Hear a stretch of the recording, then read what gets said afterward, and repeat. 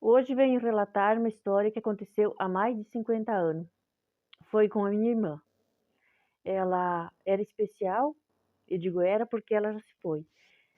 E o meu irmão engravidou ela. Ele sabia o que estava fazendo. Mas ela, muito ingênua, muito inocente, nem sabia o que estava acontecendo. Depois começou a crescer a barriga, ela nem sabia que estava grávida. Ninguém lá em casa sabia. E quando a gente se percebeu, ela já estava com aquela barriga enorme. Já estava grávida de uns 6 meses, eu acho.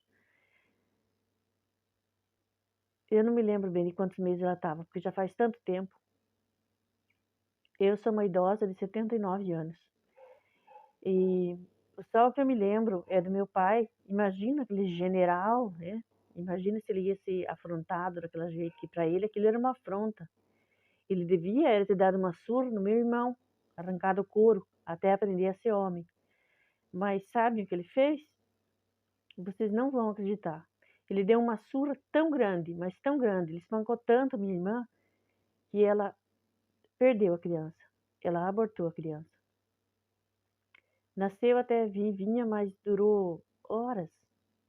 Não ia sobreviver, era muito prematuro.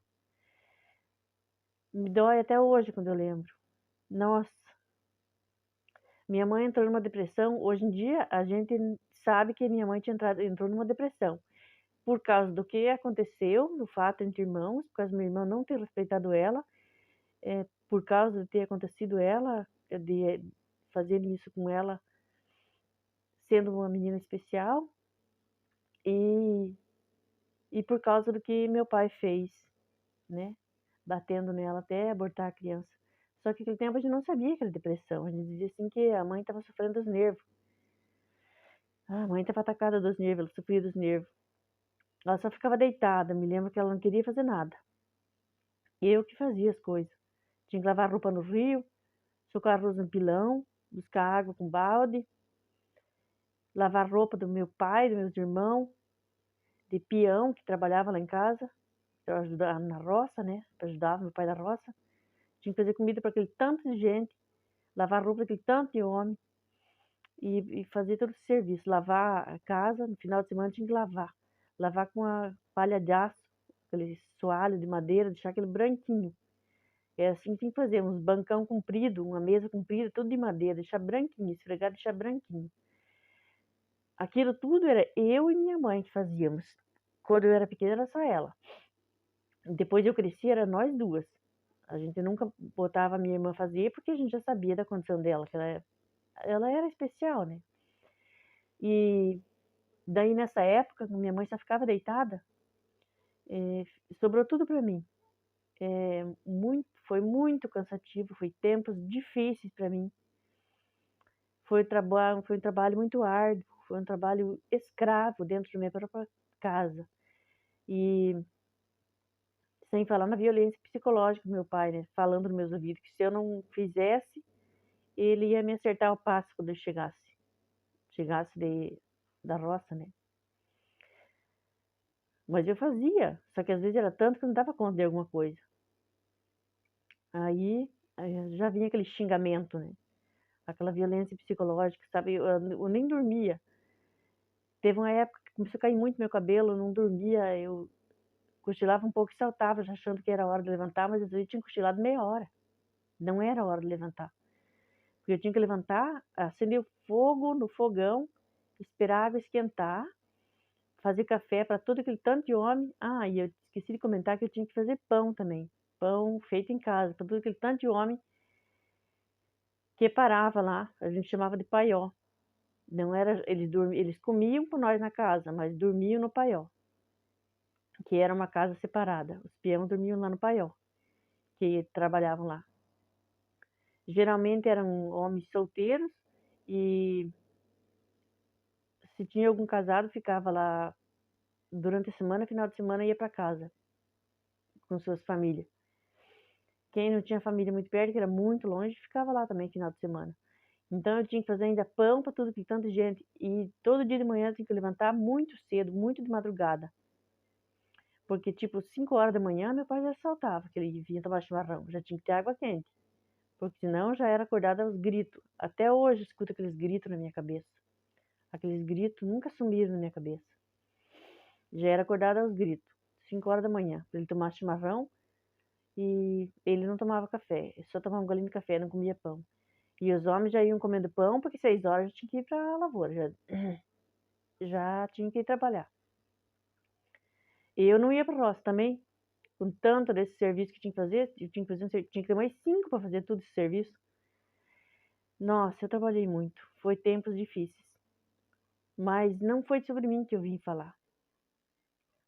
Foi sobre minha irmã, que eu vim aqui desabafar um pouco, porque me dói muito quando eu me lembro dos gritos dela apanhando. E depois, logo depois, aquela cena horrível, né? Dela abortando e eu desesperada, gritando com minha mãe. Eu comecei a gritar, socorro, socorro. E depois nasceu o Grandinho. Nem caixão não fizeram, sepultaram assim mesmo no cemitério. Eu não sei o que passava na cabeça da minha irmã depois, ela não tinha muito, ela não atinava muito para ela conversar, para ela falar que sentimento que ela estava sentindo, o que ela tinha. Mas meu irmão, ele não apanhou do meu pai. E antes que vocês pensem que foi algum homem daqueles que trabalhava lá, não foi. Ele confessou, foi ele.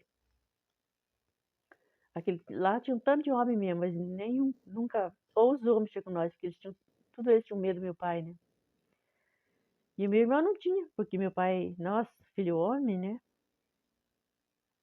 Só tinha ele, filho homem. Então, fez o que fez e ficou por isso mesmo. Depois casou, seguiu a vida dele. E minha irmã, coitadinha. Depois que nossa mãe morreu, eu levei ela para morar comigo, ela não viveu mais muito. Porque quando eles são especiais, assim, e não tem um cuidado médico, né? Porque hoje em dia as pessoas vão no médico, eles não duram muito. Eu nem sei o que ela tinha, porque a gente não levava no médico, eu só sabia, lá eles chamavam assim que era meio bobinha, era bobinha. Olha o bullying, misericórdia. E essa é uma história que aconteceu há mais de 50 anos. Eu vim aqui desabafar um pouco. Gente, como tem gente que sofre, né? Coitada dessa menina. Além de ser abusada pelo irmão, ainda foi espancada pelo pai até abortar a criança. E a irmã e a mãe não podiam fazer nada, porque o que elas iam fazer? Elas não tinham força.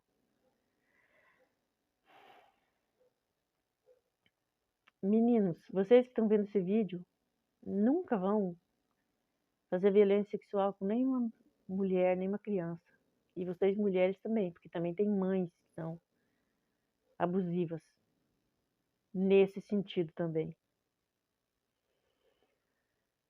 Você que tem uma história parecida ou com conteúdo um pouco diferente, manda para mim, que eu vou ter muito carinho e respeito em contar a tua história aqui no canal.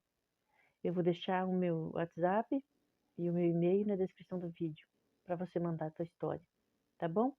Um beijo e até o próximo vídeo.